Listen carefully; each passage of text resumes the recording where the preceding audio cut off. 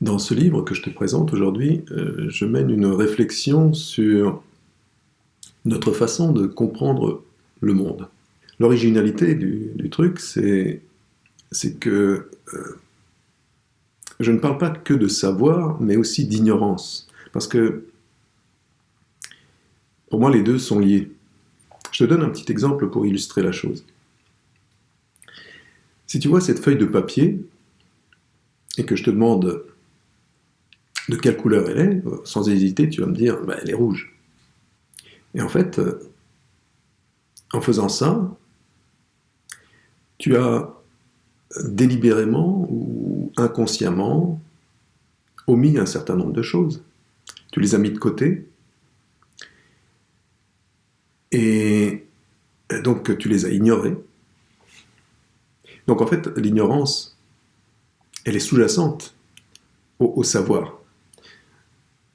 Par exemple, si je te rappelle quelque chose que tu sais déjà, que si tu vois cette feuille de papier, déjà, le fait de la voir, c'est qu'il y a de la lumière. Si tu la vois rouge, c'est parce que parmi les rayons de lumière, certains sont absorbés ou traversés par la feuille de papier et d'autres sont reflétés. Et il se trouve que ce qui est reflété arrive à tes yeux et tes yeux, à travers tes nerfs optiques, le ramènent à ton cerveau et ton cerveau interprète la chose comme étant du rouge. Et c'est ce qui te permet de dire que la feuille de papier est rouge.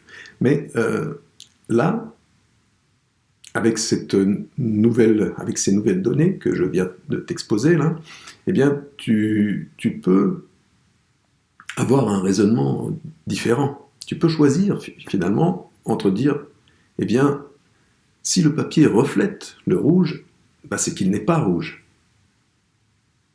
Ou alors tu peux dire, parce que ça va à l'encontre de ton intuition, que c'est tout de même rouge. Et alors à ce moment-là, il faut que tu trouves des espèces d'arguments pour garder ta cohérence, tu vois. Et donc tu vas dire par exemple, eh bien la propriété du papier est de réagir au rouge, de le refléter, voilà, des choses comme ça. Et donc tu te construis une logique en créant donc des concepts que tu vas relier entre eux à ta façon pour pour garder ta cohérence. Parce que l'essentiel, c'est que dans ton esprit, les choses soient cohérentes. Et donc, ce qui est savoir est étroitement lié aussi à ce que tu ignores. C'est parce que tu ignores certains aspects qu'il en sort ce que tu appelles savoir, ton savoir.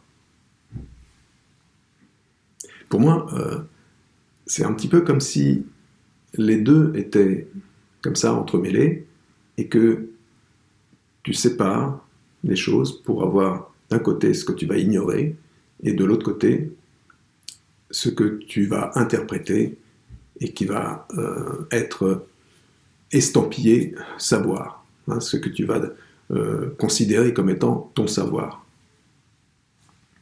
Et ce que tu considères être ton savoir, pour moi, ce n'est qu'une modélisation des données que tu captes, une modélisation, une conceptualisation, une mise en relation. Et donc c'est tout un travail comme ça qui n'a a priori pas grand-chose à voir avec la vraie réalité. Tu n'as pas accès à la vraie réalité. Hein, tu as juste des données comme ça qui sont même pas pures. C'est une partie de toutes les données de la nature que toi, ton cerveau et tes capteurs, tout ça, vont transformer pour que tu puisses dire, voilà, cette feuille de papier est rouge. Alors qu'en fait, tu ne sais pas ce que c'est la feuille de papier. Tu ne sais pas ce que c'est au juste une feuille de papier. Et tu ne sais pas au juste ce qu'est le rouge.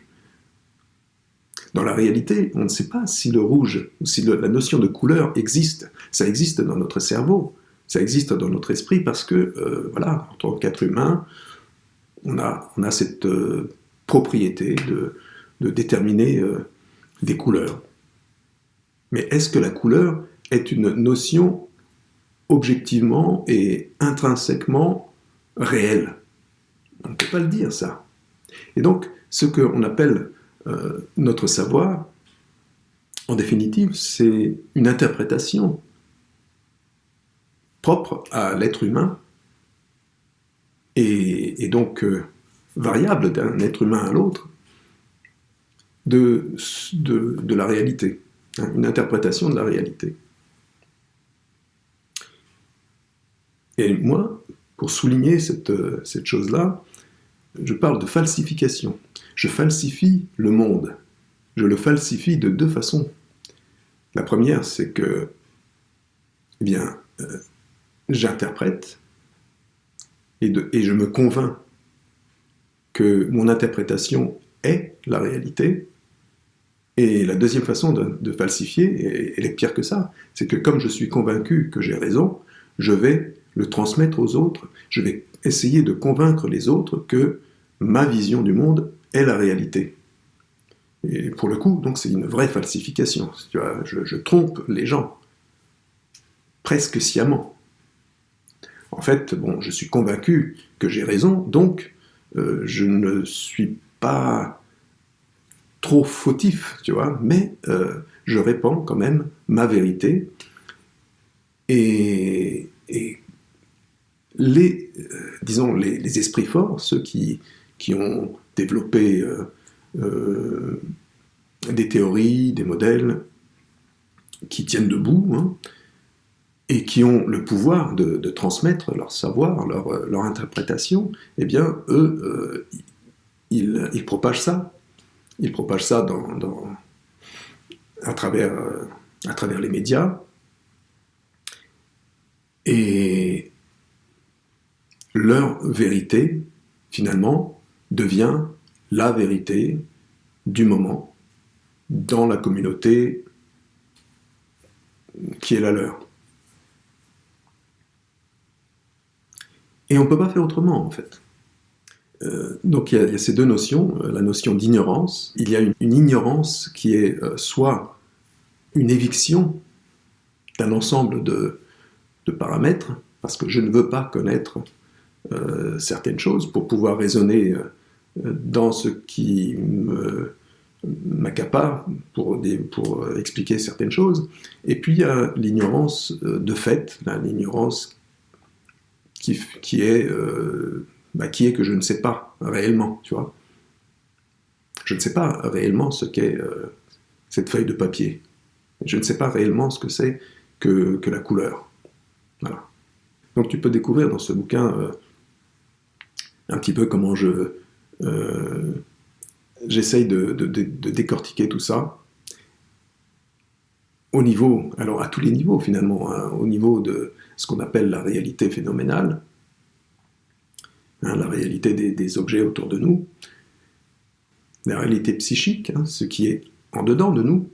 Hein, par exemple, quand je dis j'ai faim, j'ai soif, je suis triste ou gai ou amoureux, ce sont des concepts, tu vois, des mots simples que j'utilise pour exprimer des choses qui, dans le fond, sont complexes et dont je ne sais pas grand-chose, pour ne pas dire rien du tout, quoi.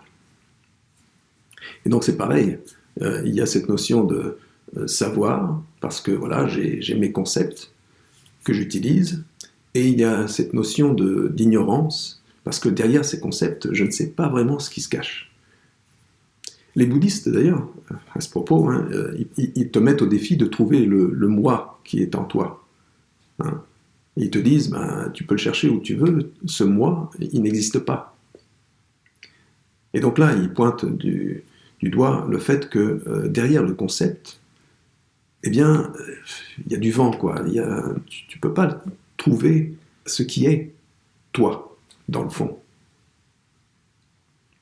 Tu vois, ça se rejoint.